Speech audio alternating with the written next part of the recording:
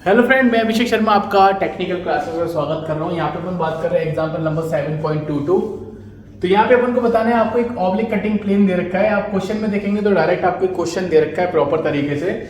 उसमें से मैंने एक ऑब्लिक कटिंग प्लेन को कंसिडर किया है। उस ऑब्लिक कटिंग प्लेन से मुझे मोर सर्किल बनाना है और उसके अंदर जो स्ट्रेसेस है sigma normal, sigma tangential, sigma maximum, maximum principal stresses, minimum principal stresses, tau maximum, ये सारी चीजें आइडेंटिफाई करनी है।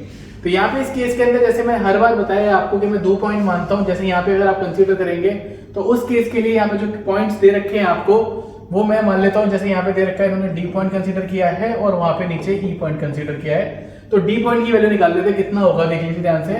75 हो गया क्योंकि टेंसाइल स्ट्रेस लगी हुई है। यहाँ पे कितनी लगी हुई है? 75, यानी कि टेंसाइल स्ट्रेस है, आपकी डायरेक्ट स्ट्रेस है। और ये देखेंगे तो आपकी क्लॉकवाइज है तो ये 25 हो गया। तो डी पॉइंट जो आपको दिखेगा वो मिलेगा आपको 75,25। अब जब ई पॉइंट की बात करूंगा तो मुझे दिखाई दे रहा है कि 150 तो टेंसाइल स्ट्रेस है ही है, पर 25 आपका कैसे लगा है?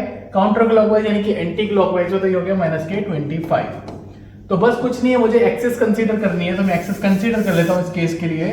तो ओ ओरिजिन मैंने कंसीडर किया, यहाँ से ये वाई एक्सिस हो गई और इसी एक्सिस पे अगर मैं चलूं यहाँ पे तो ये मेरी एक्स एक्सिस हो गई। तो मुझे 2 पॉइंट को रिप्रेजेंट करना है यहाँ पे, एक डी को करना है और एक ए को करना है। तो डी को मैं सबसे पहले रिप्रेजेंट कर रहा हूँ। तो मैं यहाँ से चल के आया और मुझे चलना है कितना यहाँ पे 75। तो आप ये देखेंगे यहाँ से 75 चल के आए अपन इस पॉइंट पे, ऊपर गए तो अपन 25 पे आ गए। तो 75,25 वाला पॉइंट मुझे मिल गया।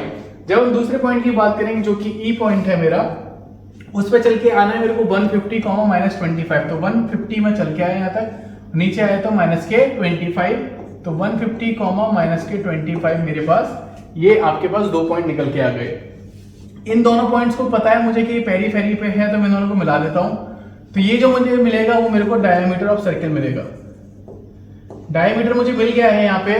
तो अगर मैं इसकी हाफ पे आता हूं यहाँ पे तो मुझे क्या मिलेगा? इसका सेंटर। क्या मिलेगा? सेंटर आइडेंटिफाई हो चुका है मुझे इस केस के लिए। तो अगर रेडियस भी निकालनी है डायरेक्ट तो मैं रेडियस फॉर्मूले से निकाल सकता हूँ, नहीं तो मैं जो मैंने स्केल माना है आप उससे काउंट करोगे तो आपको वैल्यू निकल जाएगी। क्योंकि आपको दिख रहा है इस केस के लिए क्या वैल्यू होगी? √ सिग्मा x माइनस के सिग्मा y/2 का होल स्क्वायर प्लस के टाउ xy का whole square. So now in this case we just consider x की वैल्यू 75 दी है, इसकी वैल्यू मेरे को 150 दे रखी है, डिवाइडेड बाय 2 करूंगा, उसका होल स्क्वायर करूंगा, प्लस के आपकी टाउ की वैल्यू 25 का स्क्वायर दे रखी है।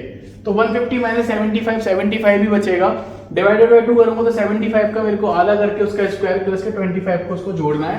तो मुझे यहाँ से इसकी टाउ मैक्स की वैल्यू आ जाएगी जो कि आपकी रेडियस के बराबर होगी। तो ये चीज मुझे क्लियर हो चुकी है अभी तक के डायग्राम के अंदर। अब मुझे एक अदर स्टेप पे पहुंचना है जो कि मेरे को एंगल दे रखा है, जो कि एंगल की वैल्यू दे रखी है 55 डिग्री। इस 55 डिग्री से मुझे नॉर्मल स्ट्रेस और टेंजेंशियल स्ट्रेस निकालना है। तो अपन देख लेते हैं, यहाँ पे मैं इसको साफ करता हूं। अभी तक मुझे यहाँ पे डायग्राम मिल गया था। इस डायग्राम के अंदर मुझे डायामीटर मिला उसका। इस डायमीटर पे मुझे देखना है कि यहाँ पे इस पर्टिकुलर एक्सिस पे जो एंगल बनेगा वो मेरा कितना एंगल बन रहा है। तो यहाँ पे अगर आप इसको नोटिस करेंगे कि यहाँ पे जो कंडीशन दिखाई दे रही है इस एक्सिस पे, तो मैंने यहाँ पे देखा कि एंगल मेरा कितना बन रहा है? 110 मैंने बनाया। तो 110 जब मेरा बना तो मुझे एक पी पॉइंट मिला। क्या मिला मुझे? पी पॉइंट मिल चुका है मुझे। इस पी पॉइंट से मैंने यहाँ पे नॉर्मल को डाला। जो नॉर्मल डाला मुझे पता पड़ा कि जो पी जे की वैल्यू है वो सिग्मा टेंजेंशियली को रिप्रेजेंट कर रही है। तो सिग्मा टेंजेंशियली की वैल्यू मेरे पास आ गई है। और जब मैंने देखा इस केस के अंदर इस पी को मैं ओ से मिलाऊंगा और ये जो आपको वैल्यू दिख रही है यहाँ से ओ से जे तक की, वो आपकी सिग्मा नॉर्मल की वैल्यू होगी। और जो ओ से पी की वैल्यू दिख रही है वो आपकी सिग्मा रिजल्टेंट की वैल्यू होगी। और ये जो एंगल बनेगा इसके बीच का वो एंगल होगा मेरा फाई। तो यहाँ पे आप सारी वैल्यू यहाँ से इस तरीके से निकाल सकते हैं आइडेंटिफाई करके। बहुत ज्यादा सिंपल है, इतना ज्यादा लोड लेने की जरूरत नहीं है। आप जब स्केल मान के इसको करेंगे, स्केल कैसे मानेंगे? आपको पता है कि 75 है तो 7.5 सेंटीमीटर ले लेना, 150 है तो आपको पता है कि 15 सेंटीमीटर ले लेना। नहीं तो स्केल आप छोटा कर सकते हो कॉपी के हिसाब से, आप उसको आधा स्केल मान लीजिएगा।